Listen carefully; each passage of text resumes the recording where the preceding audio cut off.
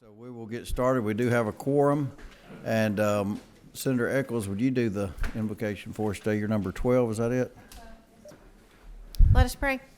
Dear Heavenly Father, thank you for today, Lord. Thank you for allowing us to be here to do the work of the people of Georgia. I pray that you'll give us clear minds as we make decisions and let us do what is best for Georgia. In your name I pray, amen. Amen. We're going to have a presentation. I may let Senator Hawkins go ahead here. The presentation was going to be first, but I'm thinking you might be quick just because we voted on this pretty much before. So if you want to come on up to the mic.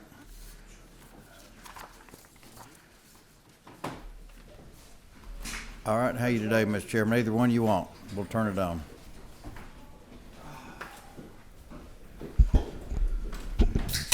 Thank you, Mr. Chairman. And let me start first and say we heard from Senator Eccles a similar bill. I think yours has one change to it. Yes. It passed out, I think, with maybe a couple of no votes, so it may not be a unanimous vote, but probably be similar lines again. So tell us maybe the difference between what she had and what you've got now. I think that she had the .75 still in there. Yes. Yeah. And the .75 was taken out by advisement at ACCG. And that .75 you're referring to for the committee members is that if the county goes it alone without the cities, is that correct? Right, that's exactly right. Because House Bill 946 is the House bill we're talking about, LC number 500730S. Right now, T-SPLOST is the only SPLOST that requires 100% participation. So we have had counties in this state lose their T-SPLOST because one city or one municipality decided not to sign the IGA. We had two the last time that we tried doing a T-SPLOST. One was Rest Haven of 45 people. The other one is Beaufort, who comes into part of Hall County. And so the 7.5 that Senator Eccles was referring to was what the T-SPLOST would be based on if it was not a unanimous vote. Hall County decided not to do that because of all the computations and all the other situations that would arise with that. This bill cleans that up. So as long as you have over 50% of the municipality population, municipalities in favor of the T-SPLOST, then the T-SPLOST will be put on a referendum for the people to vote for. And that's it. This bill has been agreed to by GMA, ACCG, and the Chamber of Commerce. Everybody's got a thumbs up on this bill. Okay, any questions of the sponsor of the bill? We've got a couple of people signed up to speak, including, I think, maybe the administrator of Hall County, but I don't know if that's necessary, really. It's up to the committee. Is everyone okay to go ahead and vote with any further testimony? We've seen this same bill with one change, taking out the option of counties going it alone. Okay, is that Senator Tillery? Thank you, Mr. Chairman. I think it's important to point out, Chairman Hawkins, that if there is not unanimity, doesn't this bill drop it down? It's not a 10-year referendum or a 10-year tax, it's a 6-year tax? Correct, and thank you for saying that. Yeah. Yes. Yeah, we've heard from counties around the state that it's an extra year allows them a little more time to get things up and going. So yes, thank you. That's a good point.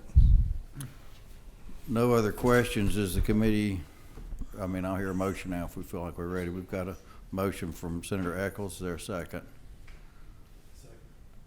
Second from Senator Avantarte. Any other discussion? All those in favor of the motion, raise your hand. Okay, and all opposed? Senator Roark, did you vote either way, or? Oh, I voted for. Okay, so your bill passes, and who's your sponsor over here? Senator Eccles. Oh, good choice. I think so. Sort of cute too, isn't she? Yeah. All right, we've got Kyle Wingfield here with a presentation for the committee, if you want to come up. There was a lot of work done over the off session. We haven't, no.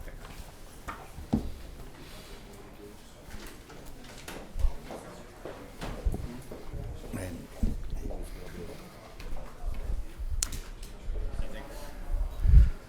Okay, so the floor is yours. I'll tell the committee, part of this was Rhea Heaterman, who's done work in a lot of states, worked with us some over the off session in our committees, that some of the people here were part of the tax credit study committees. And I think if I've got it right, you're going to start on page 14 and go through all the derivatives there in the presentation and break down for everybody that didn't have Calculus 3 how those formulas work. But I think we'll just do an after-class tutoring session on that. Oh, And y'all okay. can tell me how those things work. But Okay. yes, no.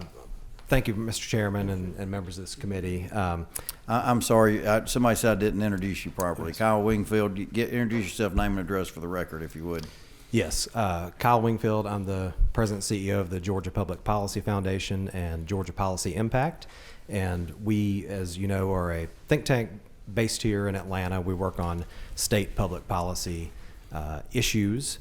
And as the chairman alluded, we participated in the tax credit study committee this summer and brought down or rather had via Zoom, our colleague from Ohio, Ray Hederman, from the Buckeye Institute, our sister think tank in Ohio, which has a center that does economic modeling. And so after the discussion that Ray had with the study committee, we took some things that we'd heard that were of interest to people and commissioned this modeling study that Buckeye put together for us, and which we published a couple of weeks ago. So I'll go through that in a moment, but I wanted to start with just kind of some kind of opening thoughts in terms of how we approached this and how we approach tax policy generally.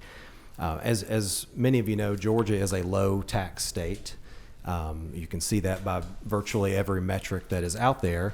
However, we compete in a very highly competitive region when it comes to taxes. So we're sandwiched between two zero income tax states in Tennessee and Florida. To our northeast, we have North Carolina, which 10 years ago had a higher income tax rate than Georgia does. And through some steady reductions of that rate, it has now come to have a lower rate than we do. And that's both on the personal side and the corporate side. So, and then we compete with states like Texas, of course, which are not neighbors of ours, but you know, we compete nationally, obviously, for workers, for talent, for companies, for investment, that sort of thing. So it's important to note that just because we're doing well from a tax rate standpoint doesn't mean we've done all the work that there is to do, because no state is sitting idly by. And that's particularly true over the last few years as states have seen lots of revenue come in and they're trying to figure out, okay, how do we adjust? And we've seen lots of states adjust by cutting those rates. Now, how the state raises its revenues also matters. Just the fact that we're a low tax state is not the only important fact. There's a good bit of agreement among economists that different taxes have different effects on the economy. Some of them are more harmful to the economy than others. So income taxes versus sales taxes, for instance. So it's important to look at the structure of the code in addition to how much money it raises. And then the final point that we come to the table with is that, generally speaking, the private sector spends money more productively than the public sector. Now, that doesn't mean that the public sector doesn't do important things. If that were the case, Chairman Tillery could come in and put zeros in the budget and y'all could go home after a couple of days. Obviously, the state funds some very important functions and must continue to do so. But when it comes down to a decision of do we do a little bit more here or do we do a little bit more there, from an economic standpoint, from growing the economy, you want to err on the side of giving that dollar back to the private sector rather than finding another way to spend it here in the public sector. So with all that said, that's kind of the outline here. And we had the 4 scenarios modeled. So I believe you have these in front of you. If you turn to page 6, scenario 1 was accelerating the tax cuts that this body passed in 2022, House Bill 1437, and extending them. So if you look at this table number 1, the top part of each of these tables represents the baseline. That's tax according to current statute in terms of the rate. These are projections of state GDP, the number of jobs in the state, tax revenues, consumption, and investment.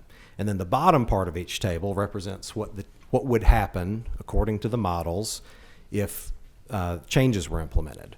So in the bottom part of this table 1 on page 6, you can see that the tax rate goes down about twice as fast under this scenario, and ends up going a percentage point farther, so going overall about twice as far as current law holds.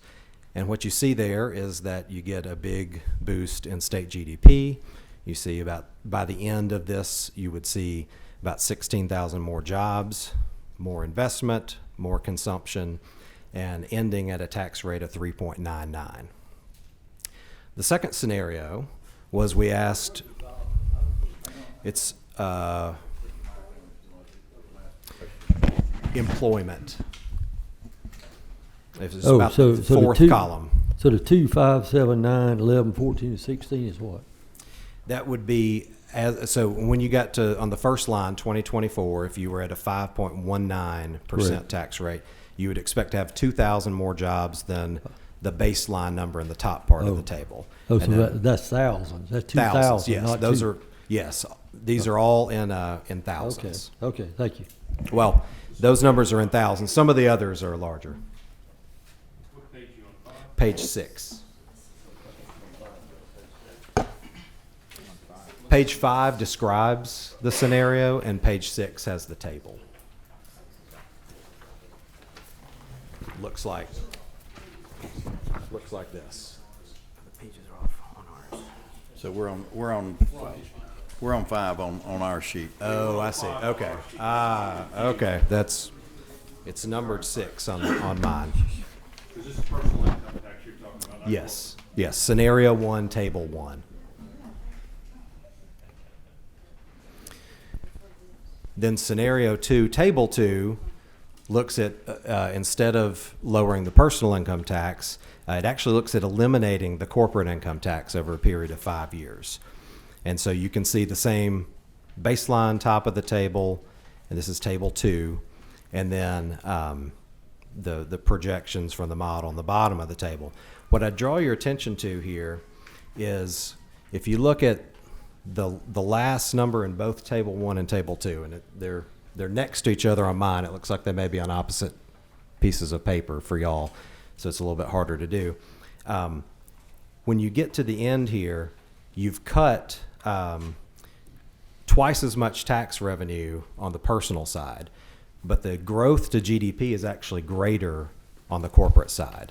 And that's because of the much higher level of investment that you get. And so what I would tell you, the kind of takeaway from that is when you're looking at the most bang for your buck, when cutting taxes, you're going to get a larger economic response from cutting on the corporate side than on the personal side. And in fact, there's a couple of lines here where you can see where they line up exactly on the tax revenue side. Table 3, and I'm trying to go through this quickly because I know you'll have questions. Let's go back to table 1 there. I think people may still be confused on this a little Okay. bit. I'm sensing that in the room, I guess. All right. But there, let's go on our page 5 there. The tax revenue is at 33 million. Now, you're saying at 2030, if the 33 tax billion, rate yes. was 4.99%, we would be bringing in 38.8 billion. That's right. You would have growth that would be increasing taxes. You would be cutting the tax rate, would be decreasing taxes. And then the chart at the bottom is, I guess, going down from 5.19 to 3.99. How much tax revenue is lost from the That's right. baseline by So- doing that? Yes, so when you get to the bottom of that table at 3.99, the tax revenue shows a minus 4.9 billion. So that's how much you would subtract from that 38.8 and that's how what you would have at that point. And one of the things, I guess, the calculations try to figure out, and try to put it in non-calculus terms or something, if you were at a 0% tax rate, you would bring in $0. If you were at a 100% tax rate, you might also bring in $0, because who's going to work if the government takes 100% of it? And That's so right. in between, it's a little bit fluid, and you try to derive economic activity versus taxes where you're going to be at. And I think that's, obviously, we can't get into the calculations the economists used back on page 14 and on, but that's sort of where we're at on that. So your tax revenue in 2030, where you're going down, you're at 3.99%, and the tax revenue you've lost, what are the assumptions in that you haven't made any changes in your budget, or? So this is just looking at the revenue side. That's just the right. revenue So side, it's not trying to project versus spending or anything like that. It's just telling you how much revenue would be projected to come in. I will point out these are inflation adjusted numbers, so these are all.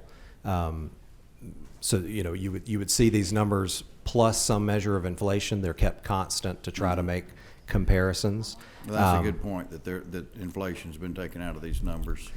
Okay. And the way that, just if I could very simply explain how the model works, you're familiar with a lot of economic models where they use a multiplier to try to say, well, if you increase this spending, then that's going to go, then someone's going to spend that dollar, and so on. And so it really matters what multiplier you use. This model doesn't do that. What this model does is it tries to take the empirical data based on when similar changes have been made in the past. What was the response? In other words, when a state cut taxes by this amount, how many jobs were created above what was expected? So it's not trying to calculate how many times money is going to move through the economy. It's trying to say, okay, based on what we've seen in the past, this is what we would expect to happen if this were done. That's the way this particular model works. Our Vice Chair Albers. Thank you, Mr. Chairman. Kyle, great to see you. Appreciate all the great work you bring forward to us. So in looking at your chart, going down to the 3.99% tax rate, so it's an offset of, we'll call it for round numbers, $5 billion budget impact. As other states have done this, obviously they've had to find either some type of offset. Either they're growing fast enough that they could absorb those, or they added taxes in other areas, such as market facilitator, things of that nature, to make sure we're even with Main Street. Has anybody been doing what we're doing is looking at those tax credits that some are not providing return on investment and could easily fill some of this gap in? I believe there are some states that are looking at that. I couldn't give you a state-by-state breakdown, but I'd be happy to do kind of a roundup and get that back to you later. One thing that we've seen the state of Iowa attempt to do is set aside some money in what they call a taxpayer relief fund. And the idea would be you're going to have to match your budget, your spending, to your revenues. But while times are good and you've brought in more revenues, you could set some of that aside. And then if revenues come in short of what you projected, you've got some money to pull out of reserve and dedicate toward that and make the budget whole to kind of smooth the transition as you're doing that. So that would be outside of a traditional rainy day fund then? Yes. Okay. And then I know you've helped us and looked at some of the measurements that we've done over the last few years especially, and certainly some have come back positive, but a great many have come back with an upside down ROI, and could be a great way to help all Georgians. Very well could be, yes. Well, North Carolina is an example. You mentioned them that have gone down to 3.99 and are trying to get it lower. They quit matching the federal R&D tax credit as an example. Our film tax credit that I think is at $1.4 billion, that'd be what, $1,400 million. They made a cap of don't anybody fall on the floor out there. $31 million was their cap up in North Carolina on that tax credit, because their theory was if we reduce everybody's taxes, we actually get more growth than picking the winners and losers. Senator Orrock, you were next. Thank you, Mr. Chair. Thank you, Kyle. On your introductory remarks in the second paragraph, it includes a sentence that says, Georgia looks unlikely to continue to attract or retain relocating workers without more competitive tax reforms. How do you support that, given our meteoric growth in job creation and attracting incredibly important manufacturing, and particularly in the EV space and the battery space. I mean, how do you support that sentence that you assert there, that we look unlikely to continue to attract or retain relocating workers? Well, the differentiation there between what we're talking about, you're talking about job creation, which is the company creating jobs. What this is talking about is the workers to fill those jobs. And I know that that's been a very important topic during this session. We all recognize that we are growing jobs at a rate that's faster than we're growing workers who are prepared to fill those jobs. We've got to bring people in to fill those. And if you're someone who is thinking about moving to another state, one of the big factors you're going to take into account is, what is the return on my own work? At what rate will I be taxed if I go to Georgia versus another state? And so that would be the thinking behind that sentence, is that we're not talking about the employers, we're talking about the employees to fill those jobs. Because as you say, the state has had a very great record in recent years in particular Exactly. in attracting companies, but we need people to fill the jobs that they're creating. And the people to fill the jobs are what this is talking about. And you think people stay away from here because our tax rate is too high? I don't know that is they're- is that the underlying assumption? I think the assumption would be they're not moving here in the numbers they could be moving if we made it more attractive to them on this front. Now, obviously, people have lots of different factors they Exactly. take into account, but this is a big one. I just think that's hard to support. Yeah. Thank you, sir. I'm still having trouble with the chart.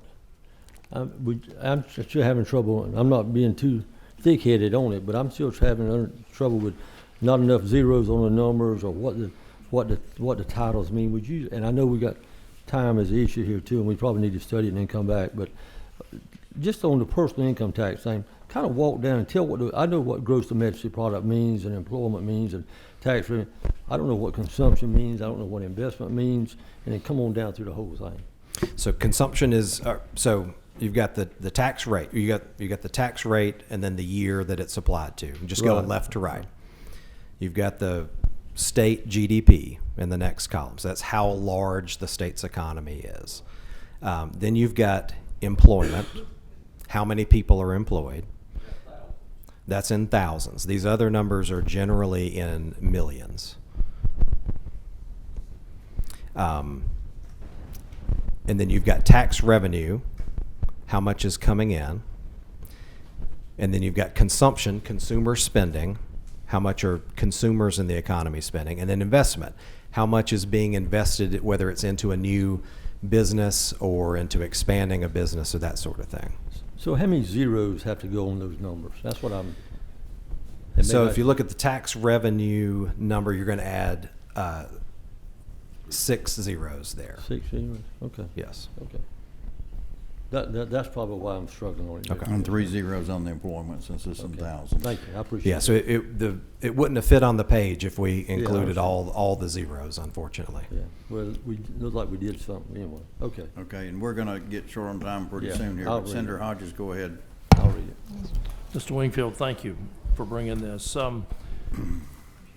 The proper way to evaluate the 4 scenarios, to try to chart a path forward, the best path forward, how do you do that? I mean, can you just look at each one and take, you got an increase, you got a fall off in tax revenues, but you've got an increase in GDP, increase in consumption, increase in investment. Would you add those 3 and compare against the tax revenue drop, or I mean, how do you wisely go about looking at these 4 scenarios and say, we need to do 1 or 2 or 3 or 4, we need to do a mix? Or Yes. I mean, I so- read your conclusion. It basically said keep the tax rate under 4%.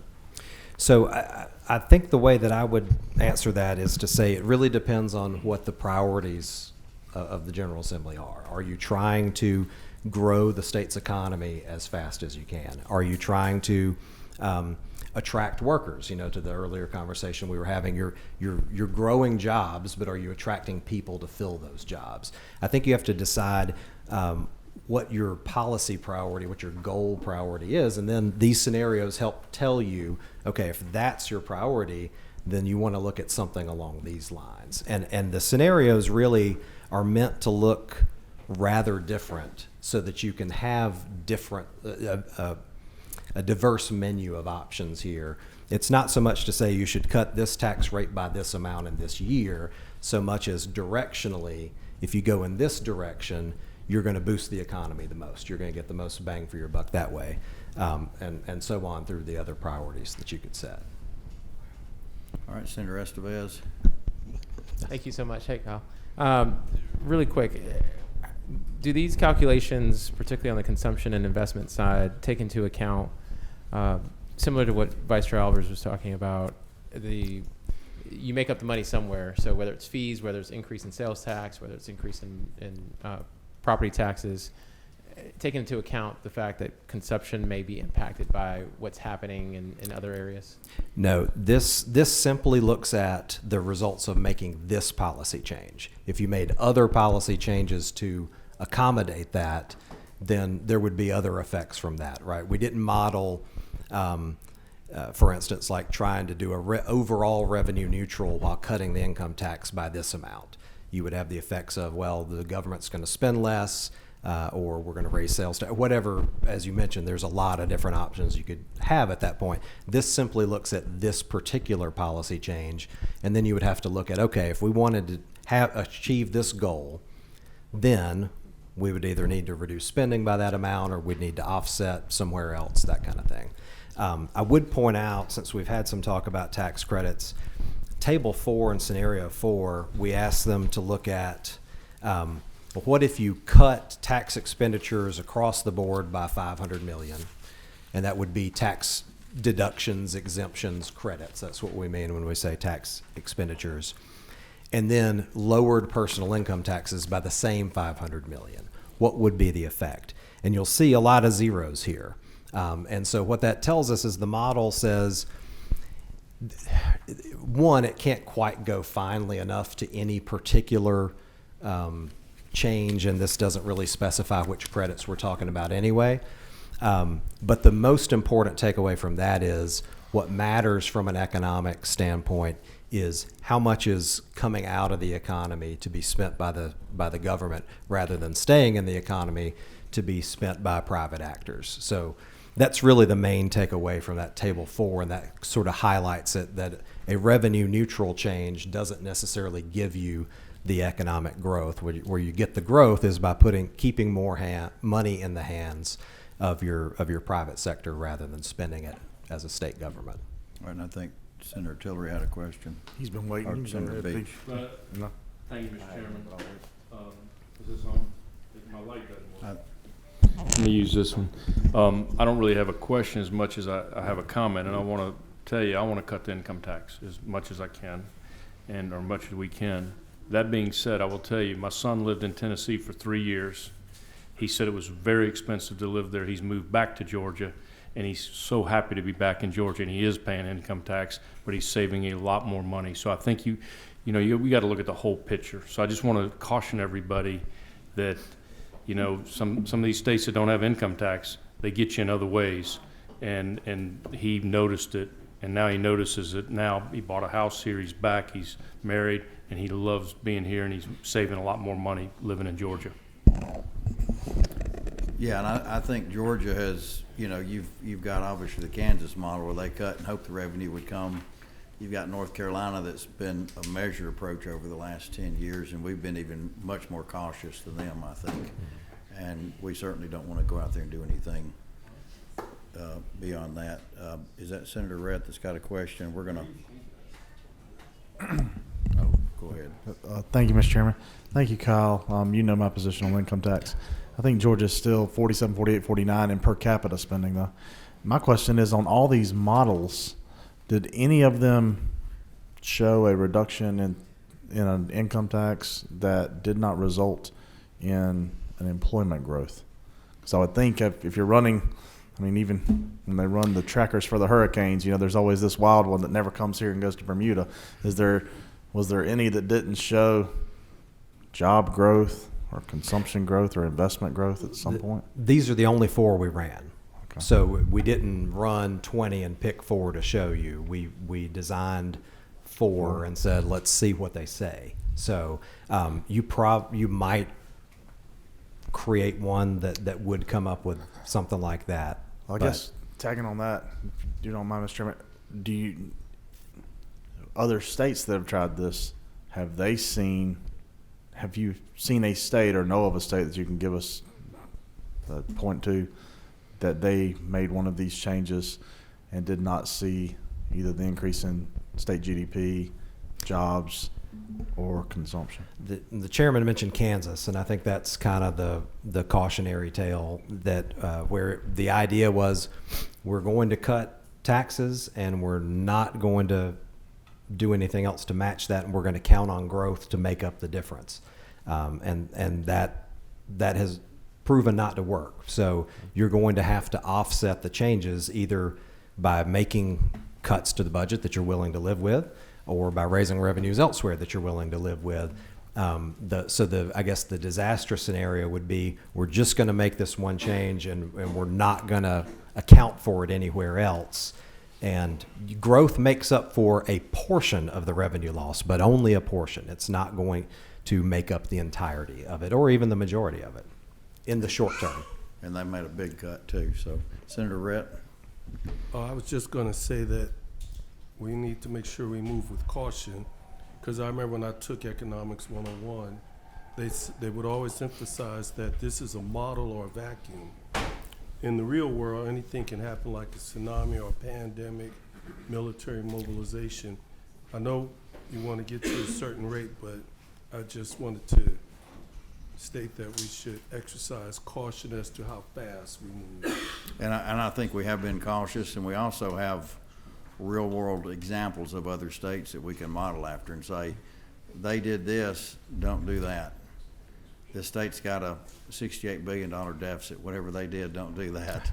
The state cut their taxes below us. Maybe we want to look at what they did. So, yeah, we've got to be cautious, and we've got to do it the right way. Any other I saw there was a light on over here and then it went off. Go ahead. This is a comment maybe to even somewhat, not trying to, but contradict what Senator Rhett said. The House sent us a bill a couple years ago to immediately go to 4.99%. And had we done that, we would have had the revenue. And we would have had the revenue last year, we would have had the revenue this year. So I guess my question for you is, how do you juxtapose that with Kansas, right? So the Senate put the throttle on there to phase it in over 8 years or whatever we've done. At least in the years we've had so far, we know that has not been necessary.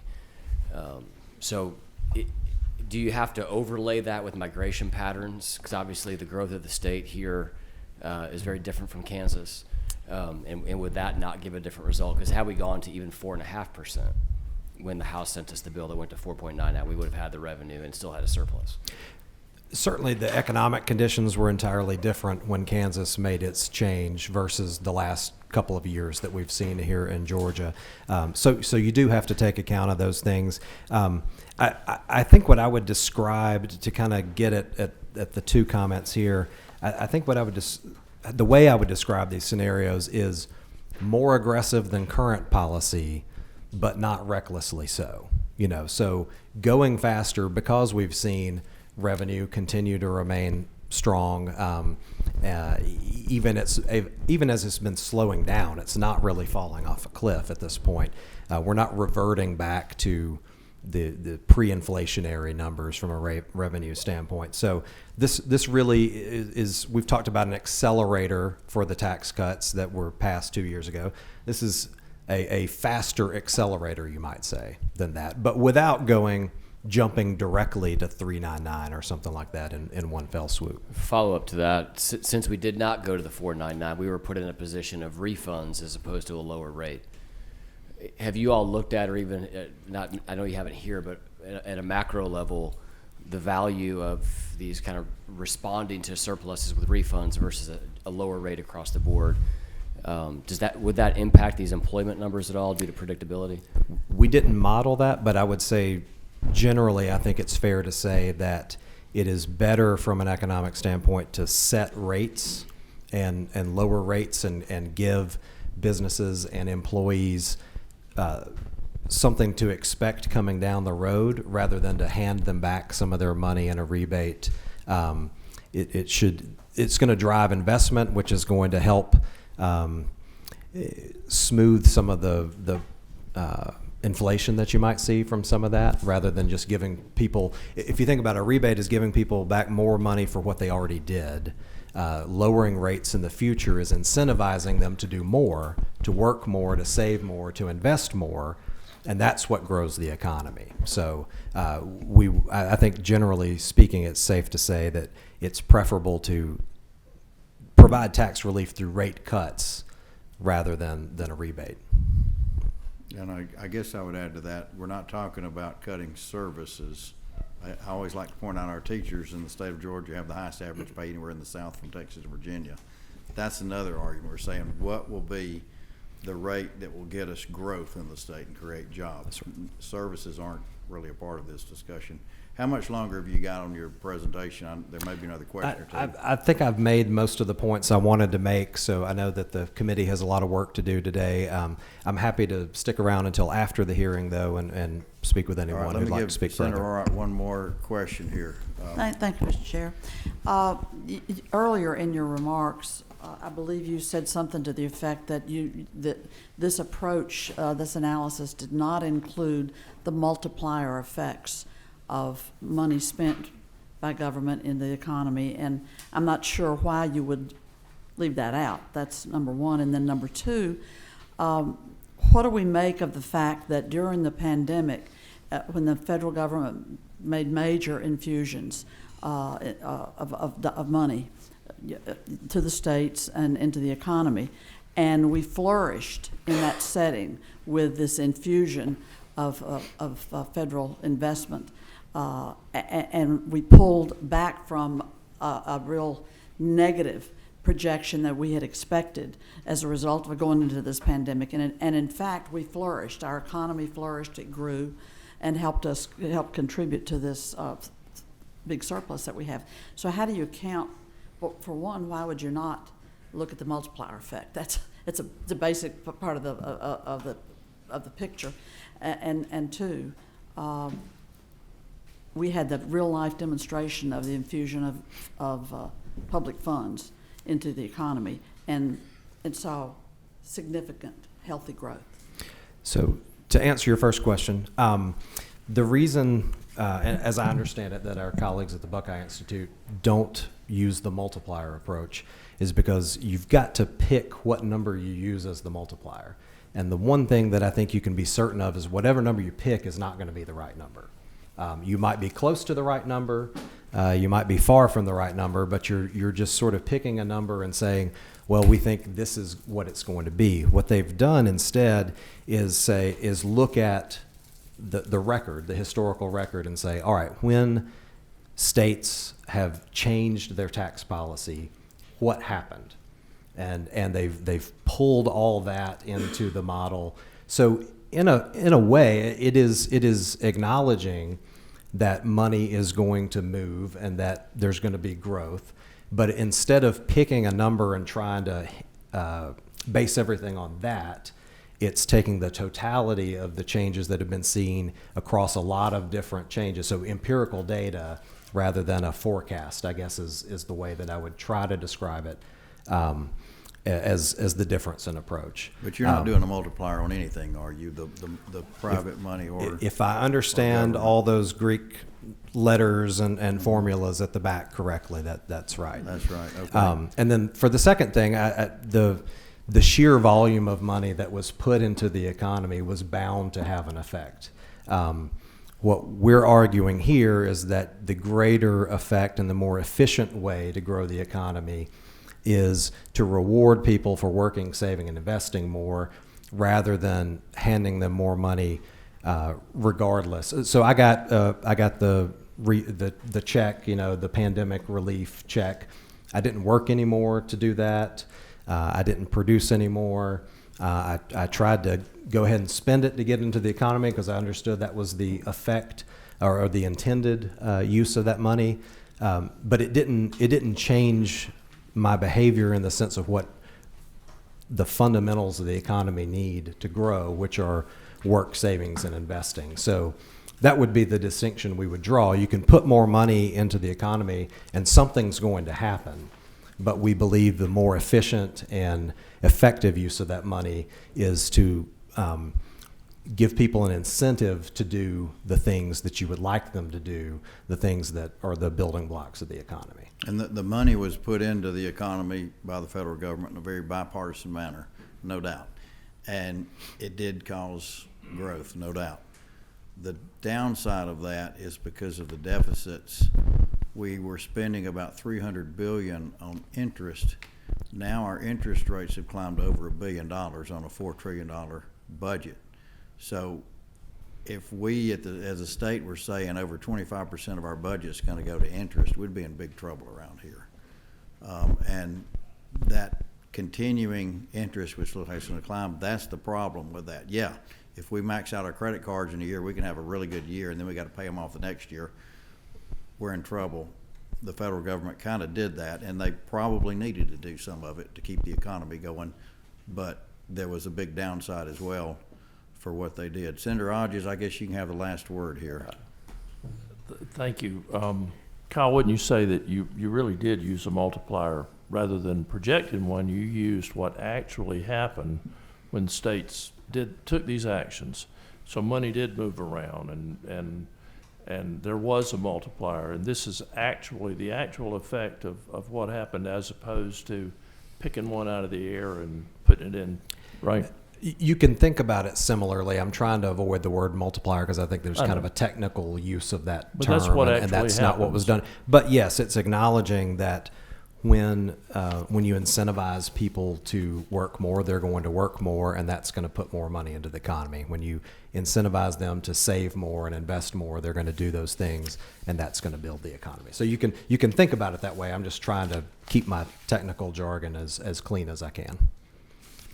All right, we certainly appreciate your presentation. Obviously had a lot of interest of the committee, and if you'll get offline and go through the derivatives starting on page 14 with everybody afterwards, make sure everybody's good on all of Meet those. me here at 10 o'clock tonight, and we'll go through all that. So thank you for your time today. All right, is Representative Perkle here? Did he make it in? I know he was tied up in another committee. I tried to filibuster to get him here, but I don't think I did, so I guess we'll catch that on the Wednesday meeting, and we'll be adjourned. It's right now, it's 4 o'clock, unless I can get an earlier meeting.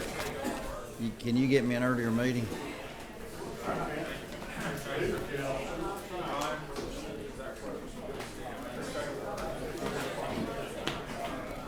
Today with all the subcommittee meetings and appropriations, it was hard for me to even keep my public safety committee meeting. Yeah. They tried to cancel me twice. I'm like, guys, I really need the meeting.